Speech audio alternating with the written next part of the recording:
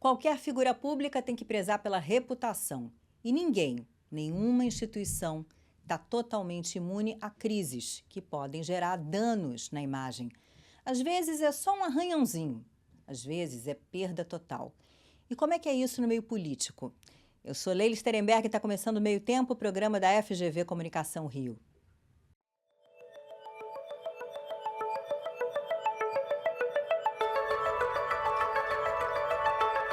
Eu recebo hoje o professor da Universidade Federal da Bahia, Wilson Gomes, muito bem-vindo, e também o professor Eurico Matos, que é aqui da FGV Comunicação Rio. Rapaz, é um prazer ter vocês aqui. Bom dia, muito obrigado. Muito prazer. Vamos começar como a gente costuma, que é quebrando o gelo. Wilson, você é doutor em filosofia, dos grandes mestres da filosofia, e vale todo mundo, até desde lá os pré-socráticos. Qual é a tua grande inspiração? Inspiração não sei, porque eu acho que o que inspira mesmo é a própria filosofia, assim, como método, como modo de pensar o mundo, de desafiar o mundo, de desafiar as convenções, de fazer distinções. Acho que isso sim. Tem filósofos que eu gosto muito. Dos vivos, eu gosto muito de Habermas. Vivo e velhinho, mas está vivo ainda. E dos mortos, tem grandes filósofos aí que são muito importantes, né? Gostava de Sartre. Estudante de filosofia costuma se apaixonar por um filósofo diferente todo semestre, entendeu? Aí no semestre que vem, ele encontrou o amor da vida e o amor da vida é outro. Então, dos pré-socráticos até a filosofia contemporânea acontece isso, né? Entendi, é uma monogamia serial, né? Exatamente. Com vários crushes. E o teu crush, Eurico? Eu, assim, pro dia de hoje, eu citaria o Schopenhauer, que ele escreveu aquele livrinho, né, A Arte de Estar Certo, ou A Arte de Ter Razão, que em português tem uma tradução muito interessante, que às vezes tem algumas editoras fazem, que é Como Vencer um Debate Sem Ter Razão. Então, pro dia de hoje, acho que pode ser interessante. É quase um coach, né? É título de livro de coach, mais ou menos isso. Exatamente. Wilson, você apresentou esse ano no encontro da Associação Nacional dos Programas de Pós-Graduação em Comunicação, o nome é grande, um artigo cujo nome é Como se safar de acusações e atribuições de culpa na política, comunicação de crise e conserto de imagem. Aliás, combina, né? Esse Como se safar com o título do livro do Schopenhauer. O que é específico para situações de crise no meio político e no que os meios político e corporativo diferem? Boa pergunta. E difícil de responder. Porque, na verdade, aparentemente, assim, há poucas diferenças, no sentido de que, tanto para a política como para os meios corporativos, e aí, digamos assim, mais do que os meios corporativos, as organizações, né? Porque inclui corporações e instituições, inclusive as instituições da política, ONGs, essas coisas. Então, aparentemente, a gente vê mais as semelhanças, no sentido de que reputação e imagem são ativos importantíssimos em todos os casos. A perda de reputação, ela tem um preço caríssimo, um preço altíssimo. Significa, às vezes, para uma empresa, por exemplo, perda de acionista, perda de renda, perda de credibilidade, perda de confiabilidade pública, né? Então, perda de todo o que se chama de capital relacional, né? Todo o capital aí reputacional é perdido por conta disso.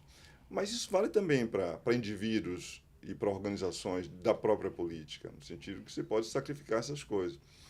O que eu diria assim que é talvez uma característica mais específica da política é o fato de que crises, acusações, ataques, eles são mais comuns e mais perdoáveis e menos imputáveis. No sentido, você pode fazer uma crítica devastadora a alguém, fazer alegações terríveis sobre alguém. Por exemplo, Kamala Harris agora está sendo atacada fortemente pelo outro lado. E é diferente de você mentir sobre McDonald's, por exemplo, né? Que o McDonald's vai em cima de você e você se torna judicialmente responsabilizado. Então, em política tem isso, quer dizer, é uma situação constante de crise. O ataque, né, ele faz parte da natureza da política. A política tem uma natureza agonística, competitiva, e um princípio de jogo de soma zero, que se você ganha, eu perco, que é fundamental e que gera esse conflito o tempo todo. Então, talvez essa seja a característica da política. Ela precisa sempre se defender. E é interessante porque tem muito político fênix, né? Se queima e depois ressurge das cinzas, a gente não sabe nem bem como. Agora, Eurico, dá para a gente mensurar o aumento da velocidade com que as crises se formam e têm que ser administradas, digamos, nos últimos 18, 20 anos, desde a criação de Facebook em 2004, Twitter em 2006?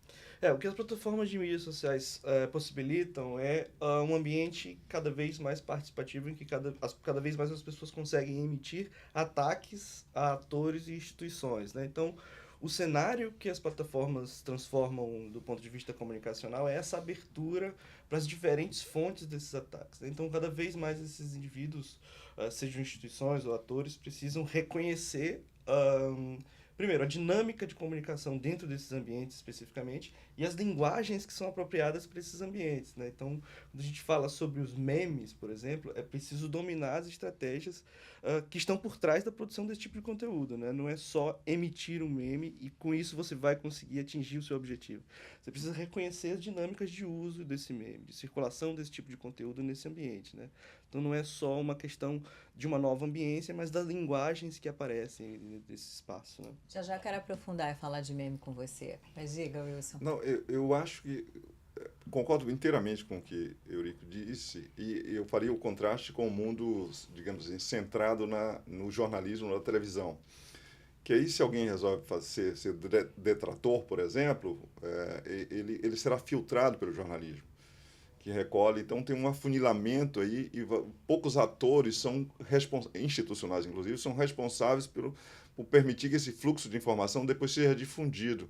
Então, é mais fácil, seja responsabilizar alguém ou uma instituição, seja, de alguma maneira, ter gente ali que diga, olha, essa história não faz sentido, ou vamos verificar. O jornalismo depende, basicamente, do sistema de checagem.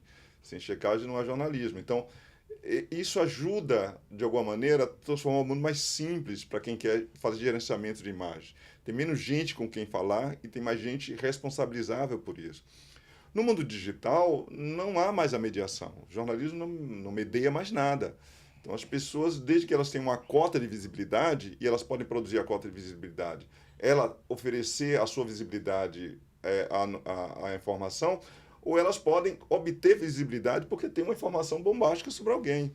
Então, isso se espalha muito rapidamente. Então, a velocidade da disseminação, a intensidade da disseminação, a ausência de mediadores e o fato que qualquer um pode participar desse jogo. Então, isso torna terrível a situação para quem tem que fazer gestão de imagem.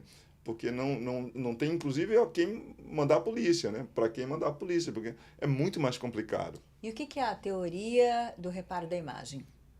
Essa é uma das teorias, assim, há mais ou menos 3 grupos de 3 escolas trabalhando com isso em relações públicas com relação à imagem, com mais sucesso. Um é chamado apologia. Isso vem desde a filosofia, que é os grandes discursos de defesa, que vem desde a apologia de Sócrates aos discursos de Kennedy, Truman, etc. Então, há um estudo retórico sobre isso, que cuida de quais são as figuras de linguagem que você usa para se defender, que as pessoas usam para se defender, etc. Claro, tem uma mudança enorme, porque, imagina, na antiguidade, o discurso de apologia, você terminava o discurso de apologia diante da Assembleia, se você falhasse, você morria no final, né? Então, era complicado, a sentença era aplicada, então valia a vida. Hoje não é isso, há outros tipos de morte, morre a imagem, mas o sujeito fica, né? As outras 2 escolas tratam de como lidar, quer dizer, técnicas de como lidar com comunicação de crise e com crise de imagem, em geral. A teoria do reparo de imagem é uma dessas técnicas. Eles têm uma série de listas de comportamentos que a pessoa precisa adotar, que vai desde negue tudo, né, até, afinal de contas, se mortifique e aceite a culpa. E no meio do caminho tem tudo. Você pode se fazer de vítima, você pode dizer que atacar o acusador, você pode achar um bode expiatório, culpar o gato, né? Há uma série de comportamentos que podem ser utilizados. Não é um conselho, são o que de fato acontece, né? Várias estratégias. Então, o Kamala Harris vai ter que ter uma estratégia de defesa de imagem agora. Se você estudar o caso, por exemplo, de Dilma durante o impeachment, né, qual era a estratégia de resposta à crise de imagem, às acusações que eram feitas.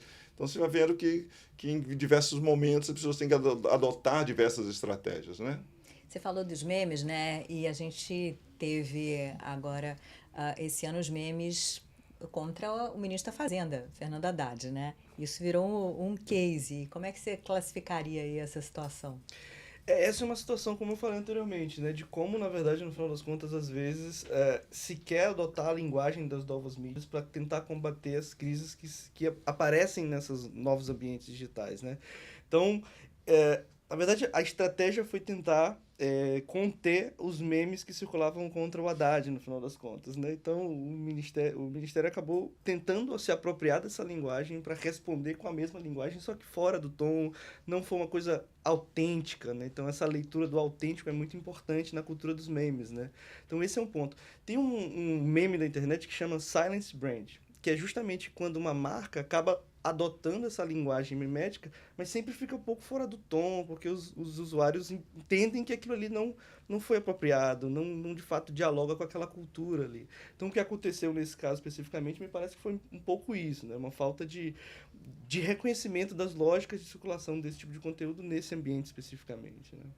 Indo para os Estados Unidos, você falou de Kamala Harris, né? E, aliás, tem meme também já envolvendo Kamala, né? Tem aquela história que é brat e tal, quer dizer que seria uma menina mal comportada, mas nesse sentido é favorável para ela. Então, a gente teve Joe Biden demonstrando fragilidade naquele fatídico debate que mudou tudo, acabou levando aí a desistência dele da candidatura. E então, como é que você viu o gerenciamento dessa crise? É uma crise, em última instância. Pois é, essa coisa da política que eu falei, né? Às vezes as crises são induzidas para serem crises. Outras são situações mesmo, que a questão principal para os americanos hoje, pelo menos o campo democrático, é como, não apenas o campo democrata, mas o campo democrático é como enfrentar, achar um competidor eficiente para Trump. Então, esse é um problema crucial. Então, a demonstração de fraqueza física, inclusive a debilidade física e mental, cognitiva de Joe Biden se tornou um problema para a imagem dele. Ele precisa lidar com isso. Então, o primeiro ato foi tentar negar, né, na verdade, que não, eu estou bem, né, mesmo tendo muitas evidências de que não estava bem. Então, essa é uma estratégia, negar o fato. Uma outra estratégia é, inclusive, ignorar o fato. Talvez a Haddad devesse ter ignorado o fato, né? Porque ao não ignorar, você aumenta, as pessoas vão repetindo a dose. Mas não funcionou, no caso. Então, é precisar dar uma outra resposta. E a resposta, afinal de contas, não foi dada. Foi reconhecer que, de fato, tinha aquilo ali. Quer dizer, não havia nada a fazer com relação àquela imagem. Precisava, era, no máximo, construir outra imagem de alguém que coloca o bem público ou o futuro da nação acima dos próprios interesses, que é uma forma de salvar, digamos assim, a reputação de Joe Biden. Mas com relação ao caso específico de se ele tem vitalidade e energia e capacidade cognitiva para dirigir a nação, ele perdeu essa, né? Então, essa aí não tem mais jeito. É isso, você vai improvisando em cima das situações. Às vezes tem boas respostas, às vezes elas não funcionam. E ainda tem que negociar com a realidade, né? Porque, afinal de contas, a realidade se impõe em alguns casos, né? Embora eu seja da comunicação política, eu sei que, em geral, as narrativas ganham da realidade de lavada quase sempre, né? Donald Trump que é interessante, né? Ele tenta usar as crises, o que seria negativo, a situação jurídica e tal, quase que a favor dele. Não, por exemplo, sou vítima e tal, é isso que querem fazer com a gente, é algo por aí, não? Eu acho que, assim, esses grupos mais autoritários, eles trabalham em dois modos. Modos no sentido de game, né? Assim, existe o modo coitadinho, que é o modo vítima, e o modo macho, né? O modo viril, etc. E o Trump é um especialista em ficar mudando a chave de uma para outra, né? Uma hora diz, somos atacados, veja como nos perseguem, né? Eles não nos deixam em paz, até atiram na gente, etc. E do outro lado, fight, né? E toda essa iconografia do macho viril, que não tem medo de nada, destemido e tal. A extrema-direita funciona assim no mundo inteiro, né? No Brasil também. Eurico, que líderes mundiais aí hoje são referência, na tua opinião, ao lidar com crises? A gente está falando muito da Kamala Harris, né? Eu acho que ela é um caso muito importante hoje, né? Então você comentou sobre o Brad, né? De como ela tem incorporado isso, a campanha tem incorporado estrategicamente esses recursos, né? Então ela foi muito criticada recentemente por um discurso em que ela falava sobre um coqueiro, Isso. tinha uma história em relação à mãe dela e tudo mais, né? Então ela acabou incorporando isso e os apoiadores também entraram no jogo, né? Começaram a publicar, por exemplo, fotos subindo em coqueiro como uma demonstração de apoio a ela, usar os emojis de coqueiro e de coco para sinalizar esse apoio a Kamala Harris. Então a campanha está conseguindo incorporar muito bem isso que nasceu como uma crítica, né? Esse discurso, os críticos a elas comentaram que ela parecia que estava bêbada ou descontrolada, coisas nesse sentido. Ela pegou esse recurso, essa crítica, e incorporou na campanha, acabou trazendo essa participação dos produtores de conteúdo também para a campanha dela, né? O Brad aconteceu da mesma forma, né? Então ela acabou recebendo o apoio da própria cantora, que lançou esse disco e que virou meme posteriormente, e ela incorporou isso na capa do Twitter dela, né? Então isso é muito interessante de como ela tem contornado as crises no ambiente digital, né? A questão é, ela tem que lidar também com uma questão política, né? Então, ela não deixou de lidar, fazer negociações, de assumir uma estratégia política por fora, fazer articulações para conseguir os apoios necessários, mas no ambiente digital ela mantém também uma comunicação estratégica que vai apoiando ela dentro desse universo político, né? Então, a estratégia política e a estratégia de comunicação em conjunto, né? Vocês observam também os líderes europeus, por exemplo, Giorgia Meloni e Macron, que cada um com um perfil bem distinto. Meloni é uma superstar, né? Eu acompanho bem o caso italiano, eu morei, estudei na Itália, então acompanho bastante curioso, porque ela é bem diferente de Salvini, né? Que é o líder de extrema-direita anterior. No sentido que ele é um outro perfil, mais duro e bruto, e ela diz as mesmas durezas e brutalidades, mas, entendeu? De uma maneira que os italianos adoram. Então, provavelmente ela não vai ser esses políticos de extrema-direita de um ciclo apenas, porque ela consegue cativar, ela é jovial, não é só jovem, ela é jovial, né? Ela consegue falar uma linguagem mais eficaz, ela consegue tirar aquele ranço de extrema-direita, mais odioso e tal, que é tradicional. Então, essa, por exemplo, é uma política para se prestar bastante atenção. Com certeza. E é um país também que a política não é fácil, né? Muita instabilidade, teve muita troca de governo. Se a gente olha as últimas décadas na Itália, não é exatamente para principiantes, assim como o Brasil. Olha só, vamos falar um pouquinho do aconselhamento ao candidato. Se você fosse aconselhar um candidato, por exemplo, agora a prefeito vereador nessas eleições municipais, é possível evitar 100% das crises? Imagino que não, né? Não tem como, né?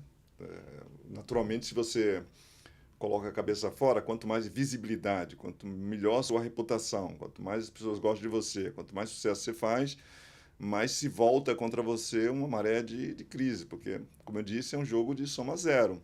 Se você perde, eu ganho e vice-versa. Então, é preciso impedir isso. Então, é claro que num ambiente hipercompetitivo, Câmara de Vereadores ou mesmo para a Prefeitura, você vai enfrentar isso. Não tem como não enfrentar. Há vários modos de lidar com isso. Nós não mencionamos ainda, mas uma das coisas que eu acho muito importante é, de alguma maneira, a detecção prévia dos fluxos de crítica que são feitos contra você. Quanto tempo, às vezes, demora muito para descobrir que se encontrou um veio aí e que alguém está criticando alguma vulnerabilidade ou uma acusação ou alguma coisa desse tipo. Então, a detecção tem que ser o mais rápida possível. Por isso, métodos digitais são muito usados hoje em campanha para poder cuidar da imagem. Não é apenas encontrar quem gosta de você, os seus apoiadores, mas encontrar os seus detratores rapidamente e focalizar qual é o tema para poder oferecer uma resposta. E as respostas podem ser várias. Pode ser ignore, pode ser tente surfar essa onda, né, convertê-la, como os exemplos que o Eurico deu de Kamala Harris, né, tenta surfar, trazer para o seu lado, de alguma maneira, se beneficiar de uma acusação que é feita. Né, o prefeito do Rio de Janeiro é muito hábil nisso, né? Ele torcer as coisas, trazer as coisas para o lado dele, assim, ele é muito rapidamente resolve isso. E, às vezes, enfrentar. Tem coisas que precisam ser respondidas. Às vezes, precisa prestar esclarecimento. Às vezes, precisa fazer um ato que chama de transcendência. Dizer, olha, tem coisas mais importantes do que isso é uma bobagem. Às vezes é preciso dizer, olha, o meu inimigo tem interesses nisso, então não preste atenção no que ele está dizendo sobre mim, porque, na verdade, ele está fazendo o cálculo de ganho, não entre nesse jogo. Então, há várias alternativas que aí vai ser dependente sempre do conteúdo que é gerado contra você, da intensidade disso, de quantas pessoas estejam prestando atenção. E a rede, por excelência para isso, né, em que essas crises se formam, ainda é o antigo Twitter, o X? O Twitter é uma rede que acumula os grandes influenciadores, né? Então ela tem um público muito bem demarcado, mas tem crises que podem acontecer no TikTok, e aí você vai precisar lidar com essa linguagem desse espaço também. Ou entre youtubers, por exemplo. Exato, ou entre youtubers, e saber lidar sobre o grau de circulação daquele conteúdo naquela rede especificamente.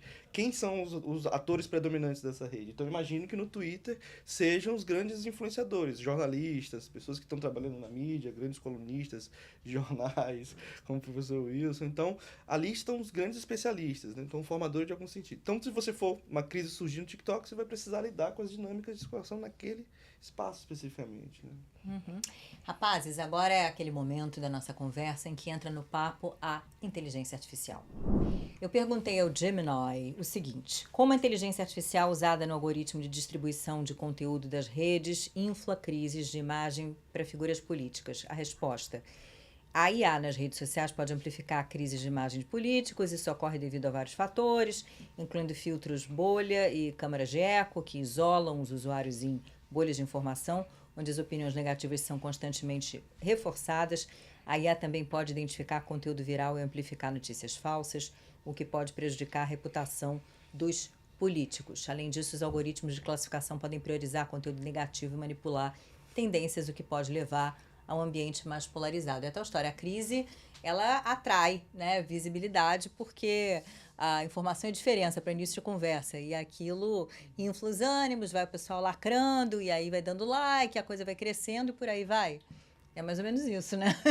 Eu acho que a resposta foi muito negativa, né? Só todos os pontos negativos poderiam trazer. A inteligência artificial podia ajudar ela própria, dizer um pouco mais sobre as estratégias que podem ser incorporadas. Eu pedi para você sucinta também. Então, quais os cuidados precisaria se ter, como é que a inteligência artificial pode ser incorporada para tentar achar estratégias, né? Tentar achar formas de como eu me defendo em relação a esse ataque especificamente. Aí, abrir insights, né? Então, acho que sempre vai depender, como o professor falou, dos contextos em que você precisa se defender, né? Tem um tempo, tem quem está te atacando, por qual conteúdo, em qual plataforma. Então, acho que a IA poderia ser incorporada nesse... tentar ter insights sobre estratégias de contenção de crises, né? E aí, professor? Não, acho que até antes da moda do IA ter virado moda, havia, digamos assim, inteligência computacional aplicada à propaganda, inclusive a propaganda negativa, né? Também, talvez por isso tenha chamado a atenção, porque quando é negativo a gente percebe mais rápido. Então, aí vai tudo, desde, por exemplo, os bots, ou as botnets, nas fazendas de bots bots são usados para poder criar falsos climas de opinião. Na verdade, é um script, um script só, e aí parece que são 1 milhão de perfis mandando ver numa hashtag, ou fazendo uma acusação, ou fazendo assédio, etc. Então, esse é um problema, essa é uma questão que afeta, porque as pessoas sempre acham que se tem muita gente falando sobre um tema, é porque é gente, e frequentemente, muitas vezes, não é gente. São comportamentos automatizados de entrega de mensagens, né? Tem problemas relacionados aos algoritmos, sim, tem algoritmos de todos os tipos, né? E, inclusive, se fala muito que os algoritmos de visibilidade de certas plataformas tendem a favorecer questões que são mais infames, difamação, etc., porque isso atrai o público. É verdade, mas também se produzir materiais de boa qualidade, defesa, sustentando conteúdo positivo, os algoritmos também vão fazer isso, porque não são algoritmos do mal, são só algoritmos, né? E com relação ao aprendizado de máquina, pode ser usado para o bem ou para o mal, né? O nosso lema é que tudo que pode ser usado em tecnologia para fazer o bem pode ser usado para fazer o mal e vice-versa. E aí eu fico pensando na IA generativa, com a qual você pode, de forma sintética, gerar áudios, vídeos muito críveis. E a partir daí você infla uma crise, ou você inicia uma crise. Sim, né? É isso que o professor estava falando também, né? De como a gente precisa, nesse desenvolvimento de uma estratégia para contenção de riscos à sua imagem, você precisa sempre também lidar com essas novas tecnologias, né? Não sempre positivas, mas que você precisa sempre incorporá-las, né? Também reconhecendo os riscos que elas apresentam, né? Então, os deepfakes eu acho que pode ser um risco em potencial aí para as próximas eleições, né? Então, a escola já tem acompanhado, feito um estudo especificamente sobre isso, né? Mas eu acho que essa é uma tendência importante, né? De como também desenvolver novas estratégias para lidar com esse conteúdo que é de fato inautêntico e dos riscos que ele pode criar, né?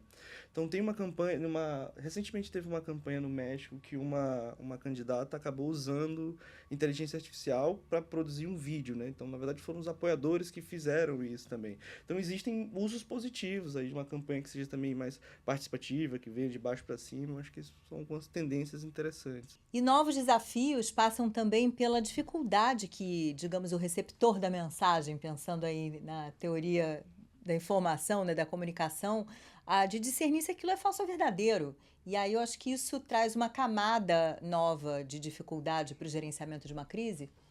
Eu gosto da ideia que tem uma nova camada, porque temos, assim, cada vez mais ferramentas, dispositivos que dão grande... Não é apenas questão de serem muito críveis os conteúdos, que são, de fato, né? Consegue simular de maneira muito mais verossímil, muito mais plausível material, tanto de vídeo como de áudio, né? É possível fazer isso mais facilmente. Mas também diz respeito a outras coisas, a facilidade de se fazer, né? Grande parte de... Havia acusação, por exemplo, com relação a esse meme aí do Tachad e tal, de que havia financiadores de campanha, não sei o quê. Ninguém precisa de financiamento de campanha para fazer aquilo ali. Antes você precisava de uns 3 nerdolas para poder produzir esses memes, né? Agora, com inteligência artificial, você faz 50 desses, só pede para fazer, né? Diz, pega uma foto e faça isso, ele faz. Então, tem a questão da facilidade. Mas a cada geração, a cada eleição, isso mudou, né? Quando a gente estuda isso há muitos anos, falei, Eurico, trabalhamos como pesquisadores há muitos anos nessas áreas. Em 2016, a gente não imaginava que o WhatsApp ia ser a estrela das eleições de 2018. Né? Não passava na nossa cabeça. Quando a gente descobriu isso, já chegando ali, a gente se deu conta de que iria ser. E muita gente nem pensou que isso pudesse acontecer. Né? Quem estava na ponta da nossa pesquisa percebeu, mas a maior parte dos pesquisadores nem notou esse tipo de coisa. Aí você passa outra eleição, 2 anos depois, outro ciclo eleitoral, tem outras ferramentas à disposição. Ferramentas que podem ser usadas para o bem ou para o mal, mas são só ferramentas, né? Porque você consegue confundir as pessoas com outras coisas, né? O Orson Welles, com um programa de rádio, conseguiu enganar um monte de gente, né? Com fake news, as pessoas querendo crer também são enganadas. Então, a questão de enganar-se ou se enganar ou voluntariamente participar de movimentos de propaganda negativa, mesmo sabendo que há a possibilidade daquilo ser falso, aí é outra coisa. Isso é da psicologia da política, né? Mas de fato é isso. Então, vai ser cada vez assim. Mas não se preocupe não que a eleição daqui a 2 anos vai ser ainda pior. É mais complicada que essa. E aí você volta aqui para conversar com a gente, combinado? Tá certo. Muito obrigada, Wilson, adorei. Eurico, obrigada também. Obrigado. Obrigada a vocês pela audiência e até a próxima, até o próximo Meio Tempo.